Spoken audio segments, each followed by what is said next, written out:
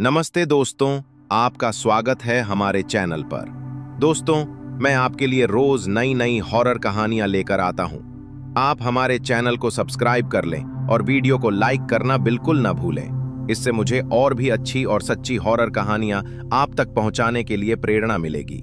तो चलिए कहानी शुरू करते हैं। केरल का आखिरी मोड़।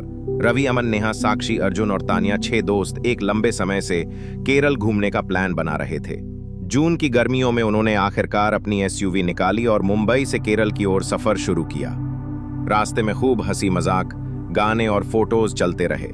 सभी उत्साहित थे। जैसे जैसे दिन ढलने लगा, नेहा ने कहा, रात में किसी पुराने होटल में रुकते हैं, फिर कल सुबह आगे बढ़ेंगे। गूगल मैप्स पर अर्जुन ने एक छोटा सा होटल देखा, हेरिटेज हिल इन, जो जंगल के पास था। सभी को लगा ये एक मजेदार अनुभव होगा। रात करीब 9 बजे वे होटल पहुंचे। होटल एक पुरानी हवेली जैसी दिखती थी। लॉबी में एक बूढ़ा रिसेप्शनिस्ट बैठा था, जिसने उन्हें चेतावनी दी, ऊपर वाले कमरों में मत जाना, सिर्फ ग्राउंड फ्लोर के कमरों में ही रुकिएगा। 2 कमरे लिए गए। रात के खाने के बाद सभी बातें करने लगे। तभी तानिया ने कहा, क्या सच में ऊपर कुछ है? साक्षी ने चिढ़ाते हुए कहा, डरपोक मत बनो, चलो चलकर देखते हैं। रवि और अमन भी मान गए। नेहा और अर्जुन ने मना किया, पर बाकी 4 लोग ऊपर चले गए। ऊपर का कॉरिडोर अजीब तरह से ठंडा था। दरवाजों पर जाले और दीवारों पर धुंधले निशान थे। तभी एक कमरा दिखा, कमरा नंबर 13।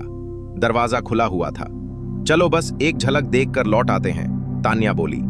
जैसे ही उन्होंने अंदर कदम रखा, दरवाजा अपने आप तेज आवाज से बंद हो गया। नीचे बैठे नेहा और अर्जुन ने ऊपर से तेज चीखें सुनी।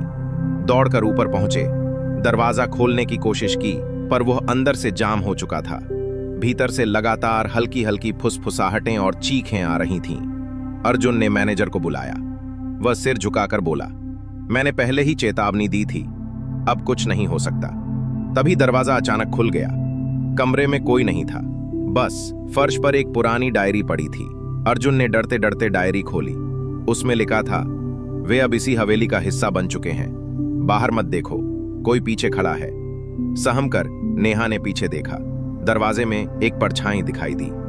सुबह के समय होटल के रिसेप्शन पर सिर्फ नेहा और अर्जुन थे। कार में रवि, अमन, साक्षी और तान्या का कोई निशान नहीं था। पुलिस को बुलाया गया, पर हवेली के रिकॉर्ड में ऐसे किसी भी मेहमान का नाम दर्ज नहीं था। अर्जुन और नेहा जब कार में बैठे तो उन्होंने पिछले शीशे में देखा, पीछे की सीट पर 4 धुंधली परछाइयां बैठी हुई थीं। अगली कहानी, आखिरी कमरा। अर्जुन को पुराने और वीरान पड़े स्थानों की खोजबीन करने का बहुत शौक था। एक बारिश भरी शाम वो शहर के किनारे एक पुराना सा गेस्ट हाउस देख बैठा। खिड़कियां टूटी हुई, दीवारों पर बेलें चढ़ी थीं और एक धुंधला सा बोर्ड झूल रहा था। जिज्ञासा में डूबा अर्जुन भीतर चला गया। हवा में एक अजीब सी नमी और ठंडक थी। दीवारों से मानो धीमी धीमी फुसफुसाहटें आ रही थीं। लेकिन अर्जुन ने सोचा, शायद ये सिर्फ हवा है। वो कमरा दर कमरा टॉर्च की रोशनी में देखने लगा। हर कमरा वीरान पड़ा था, फटे पर्दे, टूटे आईने और बिखरा फर्नीचर। फिर जब वो ऊपर वाली मंजिल पर पहुंचा, उसने देखा कमरा नंबर 309। दरवाजे पर नई पेंट की गई थी। नंबर प्लेट चमक रही थी, जैसे अभी अभी साफ की गई हो।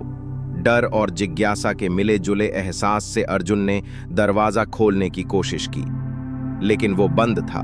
तभी अचानक उसके पीछे से एक धीमी सी आवाज आई, वे अंदर तुम्हारा इंतजार कर रहे हैं। अर्जुन चौंक कर पलटा, मगर पीछे कोई नहीं था।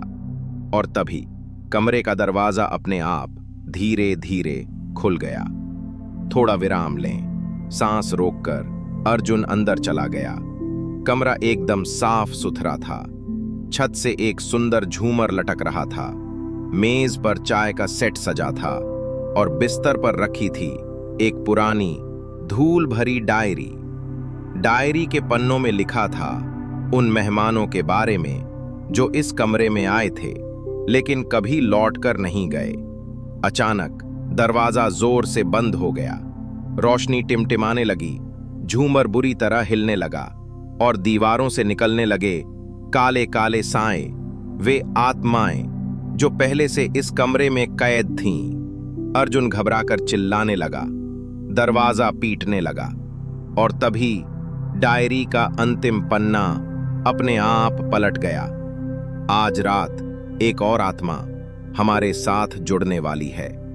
धीमे स्वर में समापन। जैसे ही उसकी टॉर्च बुझ गई, अर्जुन ने सुनी आखिरी बार धीरे धीरे पास आती कदमों की आवाज और अपने कंधे पर महसूस की एक बर्फ सी ठंडी हथेली।